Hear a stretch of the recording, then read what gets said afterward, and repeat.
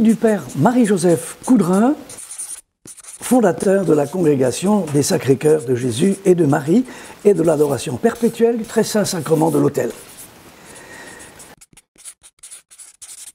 Le père Marie-Joseph Coudrin est né à Coussay-les-Bois, dans le département de la Vienne, au diocèse de Poitiers, le 1er mars 1768.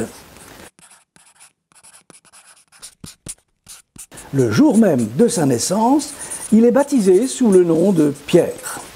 Il est le troisième fils de François Abraham Coudrin et de Marie Rion. Il a une sœur nommée Marie. Sa mère meurt pieusement le 3 avril 1805. Pierre trouve à Maillé le vénérable André Hubert Fournet, fondateur des Filles de la Croix et qui est son confesseur. Envoyé au collège de Châtellerault pour ses études, il prend pension chez un habitant de la ville. En octobre 1784, il est envoyé à Poitiers pour y faire sa rhétorique. En octobre 1785, il suit les cours publics de philosophie. Il est reçu bachelier aux arts à la fin de la seconde année et en juillet 1787, licencié dans la même faculté. En 1788, il entre en qualité de précepteur, c'est M. Choquin, conseiller au grand bailliage de Poitiers. En 1789, du consentement de son père, il entre au séminaire de Poitiers. Le 3 avril 1790, il reçoit la tonsure, les ordres mineurs et le sous-diaconat. Il est ordonné diacre par l'évêque d'Angers le 18 décembre 1790. Le 4 mars 1792, il est ordonné prêtre par Monseigneur de Bonal, évêque de Clermont, dans la bibliothèque du séminaire des Irlandais à Paris. Revenu à Poitiers, l'administrateur du diocèse, M. de Bruneval, lui donne les pouvoirs de juridiction les plus étendus. Le jour de Pâques 1792, il célèbre la messe à Coussay-les-Bois.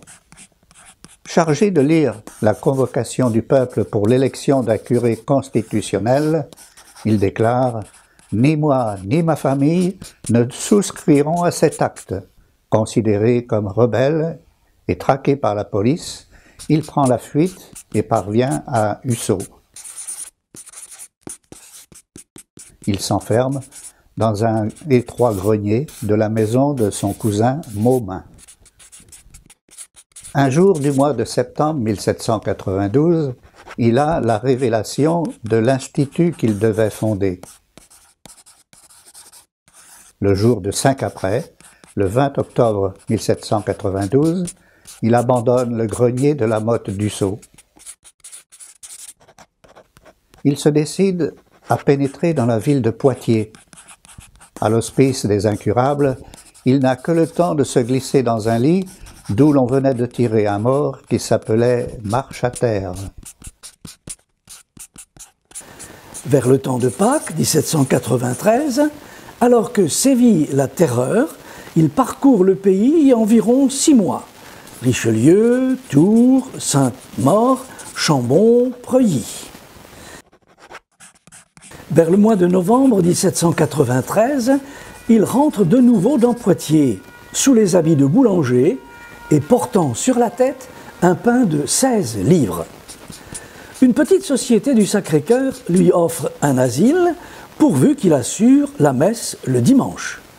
Entre décembre 1793 et mars 1794, il juge prudent de sortir pour quelque temps de Poitiers et se retire à Vaumaurais, à 1 lieue et demie de la ville. Il revient à Poitiers et s'y fixe le 22 avril 1794. En quête d'un asile, il trouve rue d'Oléron une petite association formée sous le vocable du Sacré-Cœur qui l'accueille avec empressement.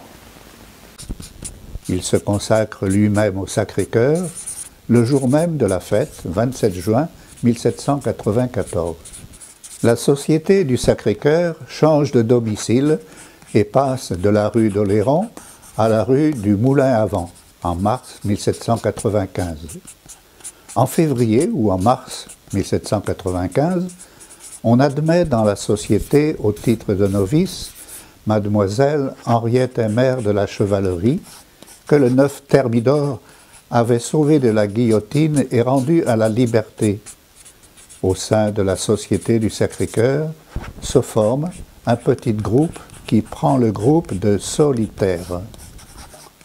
Pour ce groupe, une maison est acquise le jour de la fête du Sacré-Cœur 1797 et occupée dès le mois de septembre suivant. Elle est située rue des Hautes-Treilles. Monseigneur de Saint-Aulaire, évêque de Poitiers, meurt en janvier 1798. Deux autorités nomment les vicaires capitulaires. Le 20 octobre 1800, fête de Saint-Caprais, 5 sœurs prononcent les premiers vœux d'un an. Le jour de Noël 1800, les deux fondateurs prononcent leurs vœux perpétuels comme zélateurs de l'amour des Sacré-Cœurs, de Jésus et de Marie.